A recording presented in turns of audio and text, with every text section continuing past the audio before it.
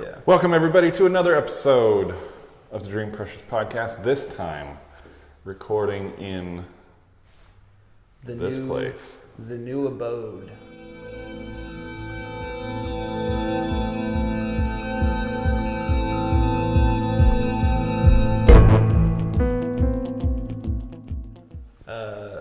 So I just bought a new house. This is my first house that I've ever owned.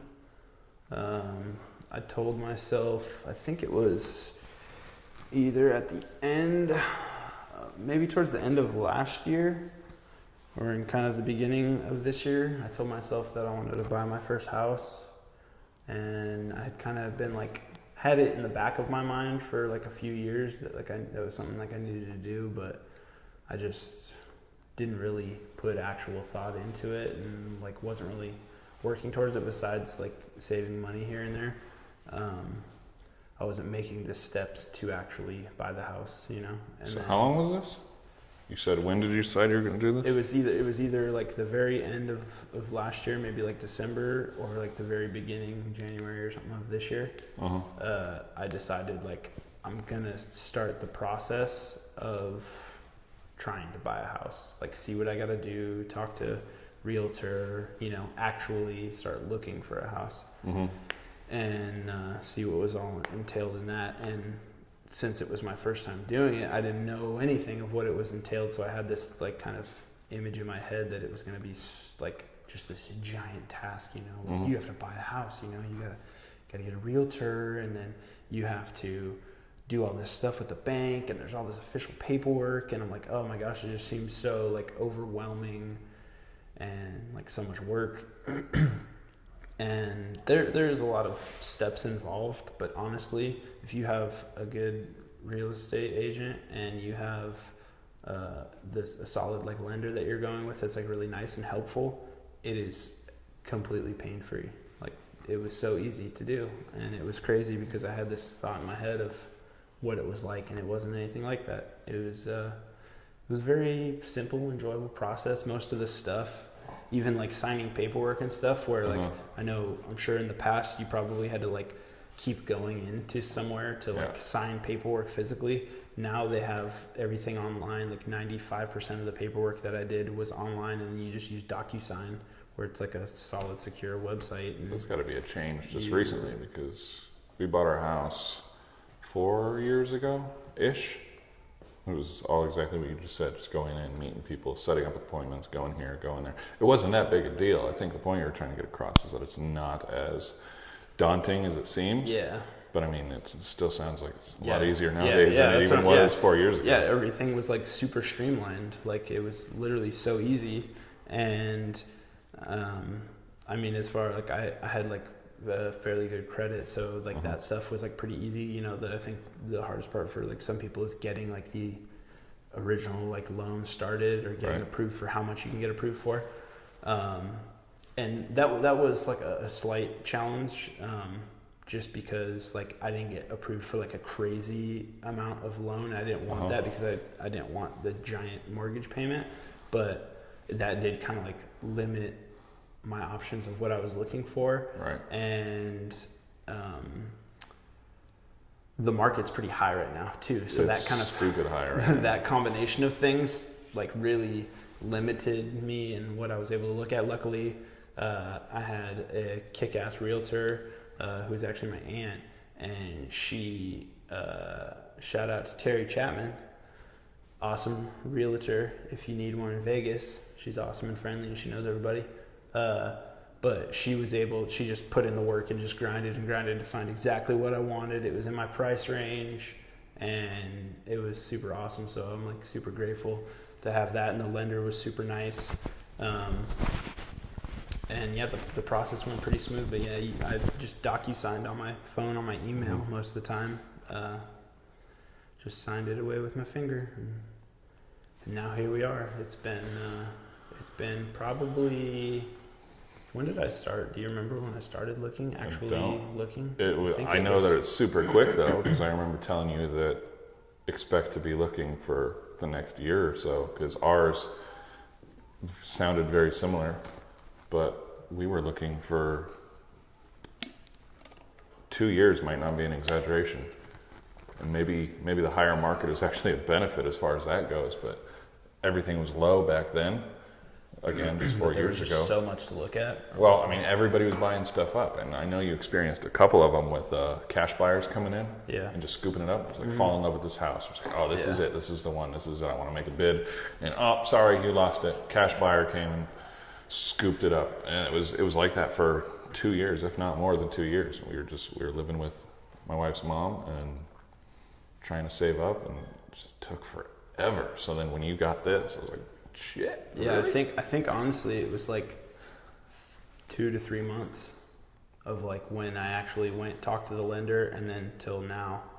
That is insane. It's we awesome, but we banged through the process. And like I said, like I literally didn't do anything. I just was like there, and then I just said yes or no if I liked the houses or not. You know, I went and saw. I honestly didn't even really go and look at that many houses. I think I may have looked at 4 houses. Before this one. I mean, I looked at a ton online and on Zillow, and my aunt would like send them all to me, and I would just kind of like weed them all out. But yeah, I'm like super grateful to get this place. I like it a lot. It's got a nice layout for a solid like future. Also, my girlfriend and her child are moving in with me too. And so things that were important was like the school, you know, the school has like a super good rating. So that was like a really awesome plus, as well as like the actual layout with having room in the backyard to do like fabrication stuff that I want to do, and, you know, expand, have my own office or whatever, and you know, play around. It's always fun. So when we bought our house, my wife and I made a bunch of rules, like financial rules, and that was a big determining factor what house we got. Did you have any of those? Like, for example, my biggest rule was, okay, we're both working right now. If one of us gets hurt, you know, severely or whatever, we can't work, can we afford that house just on one of our salaries? So you guys do any of that stuff? Or? Yeah. I basically just went into it saying like I was just gonna like buy the house and be able to like afford it like completely myself. So like you said, like if she was out of work, or if she got wise to my ways and she left me for some reason, just kidding. But I wanted to be smart about it, you know, and make sure that I could afford it on my own. So yeah, that was definitely a deciding factor. And like I said, the market's high, and so what I originally had planned in my head of what I could afford, I had to adjust a little bit, you know. It's like it became like I can still afford this, but I'm going to be eating top ramen and being very uncomfortable for a long period of time if, you know. But I mean, hey, that's life, you know. I ain't afraid to grind it out. I've only done it once, so I'm not very educated, but I feel like after a little while you should be able to refinance and be able to get your payment down a little bit lower anyway. So just getting in is kind of the big hurdle. Yeah. Get in, get comfortable. Don't get hurt anytime soon, and then hopefully within a couple of years you should be able to refinance. And you said HOA, right? No, not HOA. HOA is something else. FHA. FHA, yeah, that was the type of loan it was. So yeah, the loans are nuts. At least they were back then. I can't imagine they're any better. So crazy APR. I imagine you should be able to refinance and be a lot more comfortable. Yeah, so that'd be cool. That'd be nice. But yeah, it's been cool. I feel like I'm like such like a procrastinator when it comes to doing things that are of the adult variety. Like when I go to pay my bills, it's like the lights are flickering in the house and the power's about to go out. And like, oh yeah, I gotta pay that. And it's like I'm never late or anything like that. But I have like, you know, good credit, and I don't like not pay them. But like, I get real close. You know, I like it to be like necessary. And it's funny too. Necessary. Yeah, it's like it's funny too because like we talked about it before. It's like, it's so easy to pay bills online. I do it on my phone. It takes me 2 minutes per bill, maybe. But it's like I still procrastinate. I'm like, just the thought of paying the bill is like so daunting. It's like I think that's like how it is with like a lot of things in life. Like the thought of doing it is like so much worse than actually doing it. It's like, oh, that wasn't that bad. How do you pay bills right now? On my phone, like. So just like through the bank? Yeah, no, I just go like to the website, like NV Energy. I'll just go to like nvenergy.com. Who do you bank with? Log in. Who do I bank with? Yeah. Bank of America. Do they have like an online bill pay thing? I bank with Wells Fargo, and it's freaking amazing because I'm exactly the same way as I won't pay bills. Like I think we just paid our water bill after being like, we actually do get late. It stopped dripping. Not quite that bad, but we did get a like final notice thing in the mail. Oh, God. Like, oh crap. But Wells Fargo, you can set up all your bills in Wells Fargo. So you go to a certain screen, it says pay bills.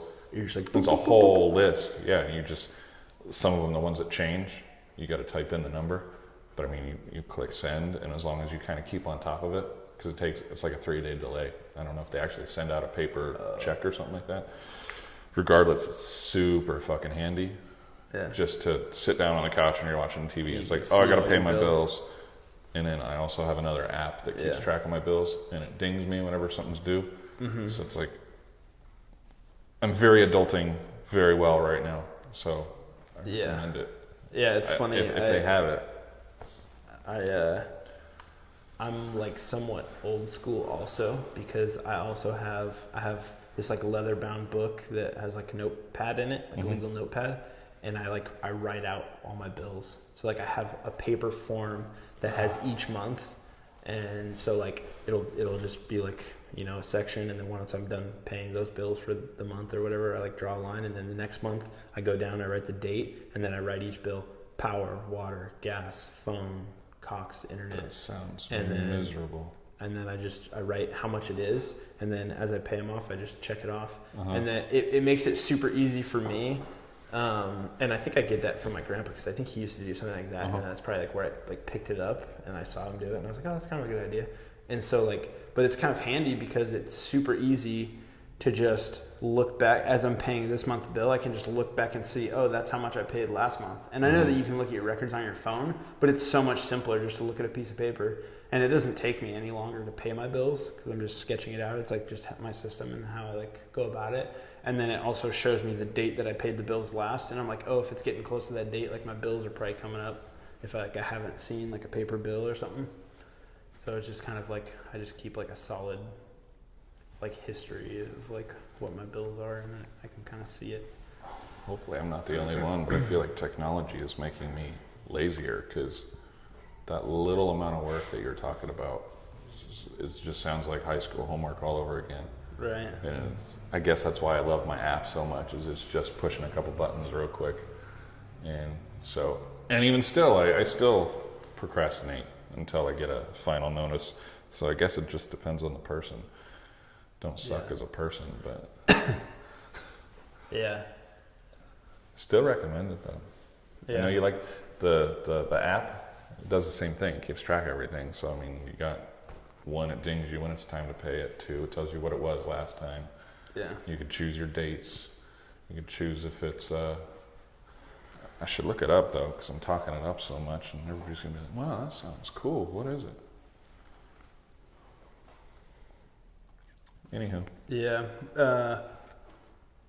While all of this has been going on, even though it has been like a very like painless process getting the house and everything, just thinking about moving, thinking about the things I want to do inside this new house, thinking about the walls that I need to paint before I move stuff in, my head has been spinning, dude.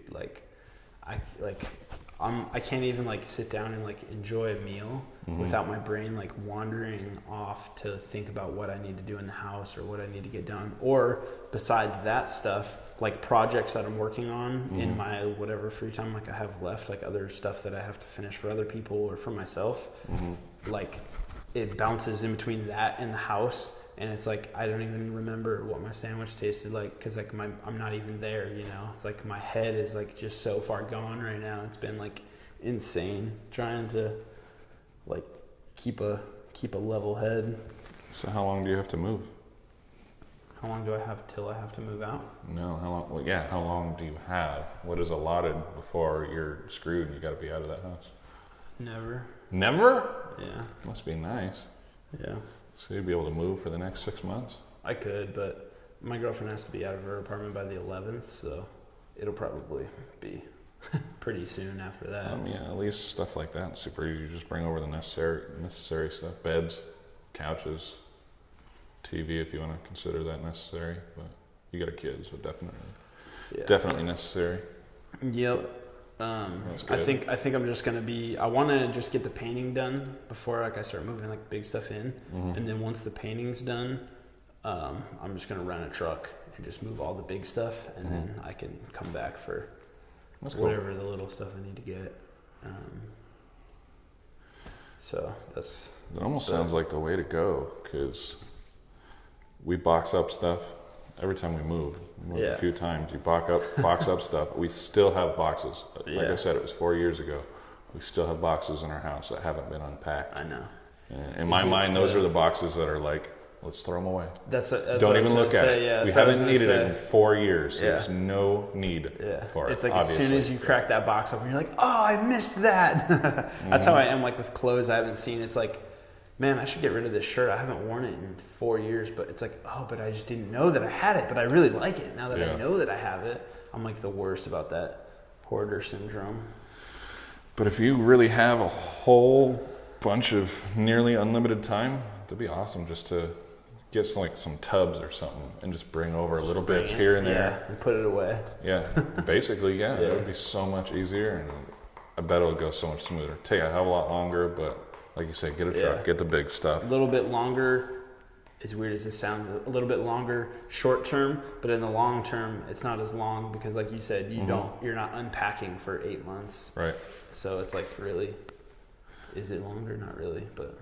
I almost feel like I'm kind of a minimalist, which is funny because if you look at my house, it doesn't look that way at all. But I prefer nothing. Like I prefer this room now versus empty.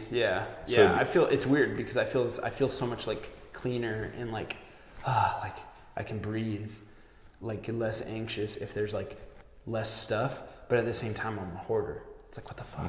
I don't know what's going on in my head. But so I wonder if the slow thing will help. I would almost feel like if you could fill up a room slowly, be like, okay, this is good. I got a bunch of shit that I need. Yeah. Like all the necessary stuff, but it looks really nice in here. Yeah, it's like now I can start it's like throwing shit away. Most of the time when you go over to people's houses that are like super like nice or like super clean and have like a really good feel, it's usually like fairly empty. There's not just shit everywhere. Yeah. You can't be a hoarder and be a minimalist at the same time, which is funny because that's what I am. There's got to be a special name for that. I'm also a hoarder, but I'm able to keep it in certain places. Exactly, yeah. So you got some people that are like, oh, I need this, I'm going to put it here. Yeah, like my garage. It's like my living area is okay. And then you go in the garage and it's like overwhelming. Too much stuff. Can't get rid of car parts and stuff like that. But yeah, I'm excited. It's not even my house and I'm excited. It's like in my like office area, I want my desk to be like super clean, you know, have my new computer on there and just like bare, the room to be like kind of bare walled. And yeah, it'll be interesting to see how it all works out. And luckily the house that I'm in right now is roughly the same square footage as this house. So technically it should translate pretty well, but I also have my girlfriend and her kid moving in, but at the same time I'm throwing away a lot of stuff. I got rid of like 3/4, well, probably half of my clothes that I have I got rid of. I'm putting it into giveaway pile. But that feels nice, just like getting stuff out that I've had forever. It's funny, like the smallest room that's in my house that I'm currently at, my old house, probably has more stuff in it than like the rest of the house combined. It's just like packed with like fishing gear and like outdoor gear and sleeping bags and like camping equipment and gun stuff. And it kind of sucks about having a lot of hobbies is you're gonna have a lot of stuff that you can't get rid of. Yeah. I like to think of both of us as thinkers, so definitely at least have one room that's super. Peter McKinnon comes up a lot, but you can see just little bits and pieces of his place where he films all the time, and there's just like nothing in there. He's just got a nice little shelf here and a couch and stuff like that. It was super clean. Very thought through. It's like basically, yeah, and that would be the place where you go to just kind of shut off. Highly recommend that. I don't have a place like that, so I'm recommending something that I can't even do myself. That's kind of what I want, like my office to be. Just like I can just like close the door and just vibe out and just crack my skull open and just let creativity flow onto the chalkboard that I'm gonna paint on the wall. Do it. Try to remember that then. Yeah. Every time you want to bring stuff up. Because I built my office the same way, basically the same way you're thinking. You've seen it. Mm-hmm. You can't even walk in there. Yeah, I mean, it sucks because it's like the least used room, so it becomes storage. It's like we're not going to put it in the living room because we spend all our time there. You know what I mean? So it sucks, but try to focus on that. Yeah. It's like the only idea I have for you to mitigate that is to permanently mount your computer in there, so you have to go in there. You clean that shit out pretty quick. I like my wife too much. I know. I just use my desktop computer as a laptop. And so I put it up on the bed and we hang out together and we watch TV at night and stuff like that. And I do so much work on the computer that I don't want to, be in the back office away from everybody else. So yeah, it's hard like trying to be like successful and like get ahead in the game and like maintain like, good relationships and stuff. It's like maybe we should just end it. It's interesting. Maybe we should date each other. And just never see each other though? Yeah, pretty much. We're always busy. But we'll understand each other. Right? Be like, oh, he's busy. Perfect roommate. We won't ever get upset because I'm gone all the time. I know. I mean, honestly, we probably spend more time with each other than we do with our significant other. That's getting weird. Good times. 23 minutes. Got anything to say? Any advice? I like what you're talking about just I would say not being afraid of the house buying process. For like house specific, don't be afraid to get out there if you're like looking to get a house for the first time. Do your research, but start the process. It doesn't hurt anything. Even if I went to the lender and he told me that my credit sucked and I couldn't get approved for a loan right now, at least I knew the steps that it was going to take to get there, and then I had a goal. Okay, like my credit is this. It needs to get up to here. Okay, what do I need to do to work on that? And then you diligently work towards that, as opposed to just being like, I don't think that I can afford to buy a house right now. I don't think, If you just sit there and think all day, you're never going to get anything done. So it's like, because I had been wanting to buy a house for the last like 4 years, planning on buying a house for the last 4 years, but I wasn't really planning on buying a house. I just said it would be cool to have a house. Yeah, take action. But I didn't ever take the initiative to actually go about it and try and get there. And it's like when I did, it's like, oh shit, here we go. And it was like a little uneasy at first, because it's like once that process starts, it's like you get sucked into a tube and shot out of the cannon, and you're out there in the world trying to be an adult, and they're talking about paperwork and mortgages and loan signing and escrow, and they're throwing, I don't even know what half these words mean still, but it's like, as long as you got a good team with you, it's all about like having the good people around you that can help you out in areas that you don't know that much about. And like that was for sure like so helpful. But that kind of goes with like anything in life, just getting out there and doing it, taking the steps to actually go towards your goals a little bit, and you'll be amazed at how easy the process starts going, and it could be super hard too, but at least you'll know that it's hard. I'm not afraid to do it and fail, because then I know what it took. Okay, well, if that wasn't good enough, I know that that's not good enough, and I know it's got to be something a little bit harder. But now I know, Yeah. So that, and I think I've been trying to, like I said, how I was talking about like how my thoughts have been like so scattered.